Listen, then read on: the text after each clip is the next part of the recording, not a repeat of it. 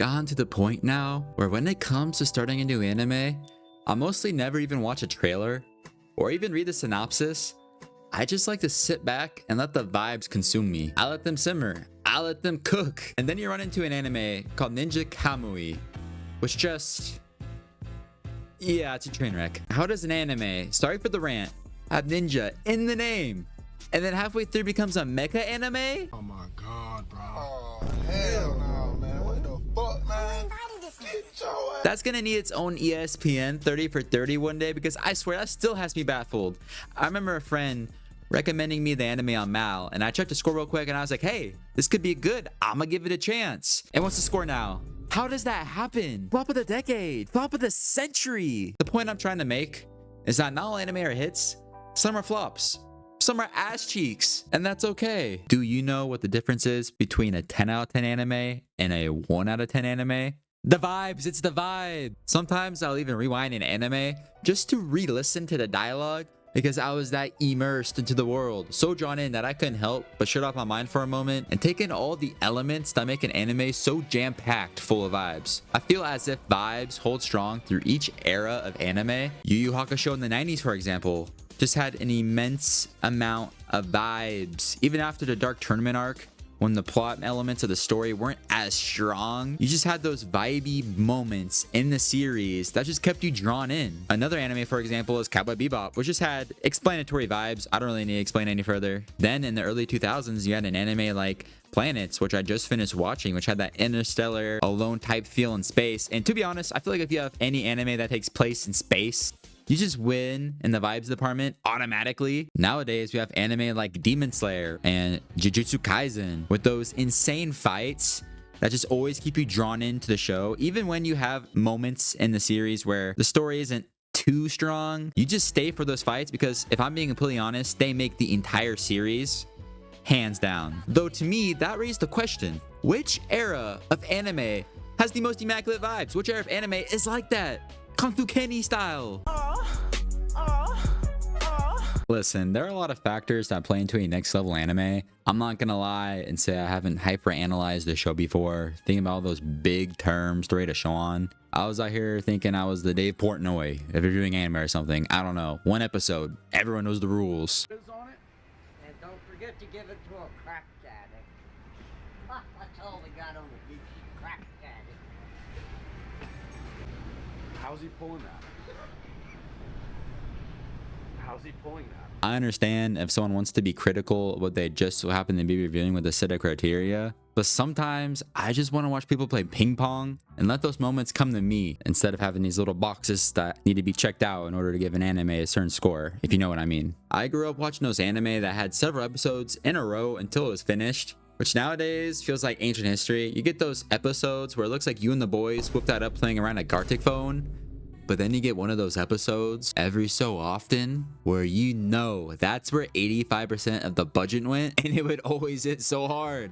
I feel like that's something that's missing with anime today. Not that anime need to be weekly until they're finished. I honestly really like having the breaks in between seasons so that the staff can cook. It's also not the animation becoming god tier for an episode out of the blue or anything. I mean, look at Demon Slayer. That anime looked consistently great, but it was that one episode during season 1 where it just had that moment. Though in each era of anime, you had the standout hits, followed by the obvious misses. There just so happens to be more eyes on the anime of today, a market that's being flooded by more and more anime every following year. So even though the hit to miss ratio, if you want to say that, seems less in comparison to the eras before it, it's still roughly in the same ballpark. I feel as if we're sometimes blinded by old school anime, and that reason's simple. It's nostalgia. Nostalgia is honestly one of the most powerful, yet blinding ways to not only remember a show, but to rewatch one. It's also one of the most vibey ways to view a series. I bet we all have that one show, anime or not, that we all grew up watching or just remember fondly. This show could be absolute ass cheeks. Meanwhile, you're all like, hell yeah, peak fiction. Why are you guys sleeping on it? It's the greatest show ever of all time, all times.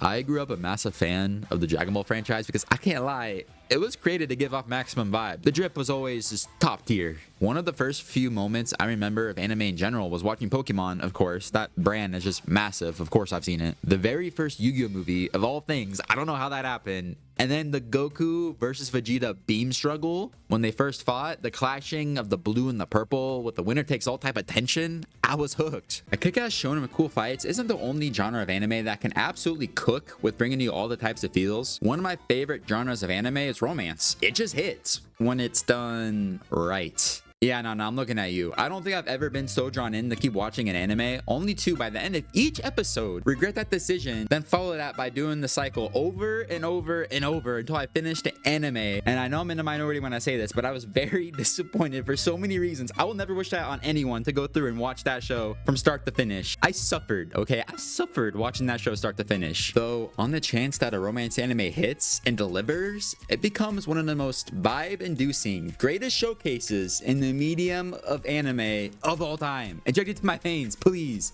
Except you, stay away from me, I don't want you. Regardless of the genre, when I get into an anime, I expect by the end I would give anything just to jump back into that world. Like I could refresh what I had just seen and do it all over again. When the feeling of what you're watching feels special, it feels like a breath of fresh air. It's like if you were to go to a museum and look at some art. You don't always have to be like, what does this specific thing have to do with this thing? What's it all mean? You can get the same type of appreciation for the art from how it looks and how it feels for you. Animation is an art form. It's a different way to express emotions and experiences. And did Shinji just nut in his own hand?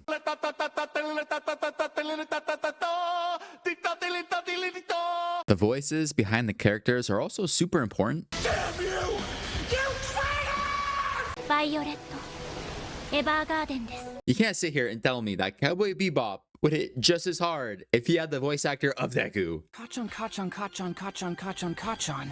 Kachan, kachan, kachan, kachan. Actually, wait, that would low-key go hard. I don't know about y'all, but I could care less about the sub or dub debate. I just want to go with the vibes. And if an anime has an option that's a complete non-starter, then I just won't go with that option. It's really not that deep. And then you have the music. There could be an anime that is literally someone making toast. And if that music slaps, it's a 10 out of 10, no flaws. I remember watching Cowboy Bebop for the first time. And when I initially heard that intro, I just knew I was in for something special. Same goes for an anime like Samurai Champloo, who actually had the same director as Cowboy Bebop, except this time they went a different direction with their soundtrack, and they actually had elements of hip-hop infused into it. Just an all-around genius idea, I'm not gonna lie, and please, we need more soundtracks like this in anime, please. And I understand the importance of great visuals and cinematography in a show. I mean, that's my jam. I get down bad for that kind of stuff. Though in those moments where you can just close your eyes, listen to the score of the series, and have it take you back into that world, I don't know about y'all, but that's a pretty incredible experience. It doesn't even have to be anything that gets you hyped up. It could be something where you hear a couple seconds of it and your immediate thought process is, damn, that takes me back. Listen, you don't have to understand specific plot mechanics to know when an anime hits different. Those feels, the impact a certain show can have on you if you're going through a tough time. There's so many factors that play into it. And at the end of the day, determining which era of anime is the best at anything is really dependent on our own individual perspectives and opinions. As time goes on, there'll be those old school classics that a lot of us hold on to, like a Fooly Cooly or even a Golden Boy. Hell, you could even let's name the big three. Those anime have practically reached Unk status at this point. There's also going to be those anime that drop seasonally where there'll be a hidden gem that a lot of us hold on to or maybe even relate to, like Bocchi the Rock. That anime came out of nowhere and was absolutely amazing. With each era of anime, there's two polar opposite experiences you can have when watching an anime. There's an experience that no vibes or anything for that matter can save, and you just wish you could erase that from your mind forever. Then there's the experience of watching an anime that gives you such a unique and maybe even personal yet enjoyable experience, and that's special. We'll never know what the next all-time classic will be, the next smash hit, or even the next hidden gem. But what we do know is that we'll be there to react to it, and we'll be there to vibe along. And if y'all want to know my answer, I think there's one anime actually, not even an era, that's undeniably the GOAT and is at the forefront of vibes for eternity. Banana!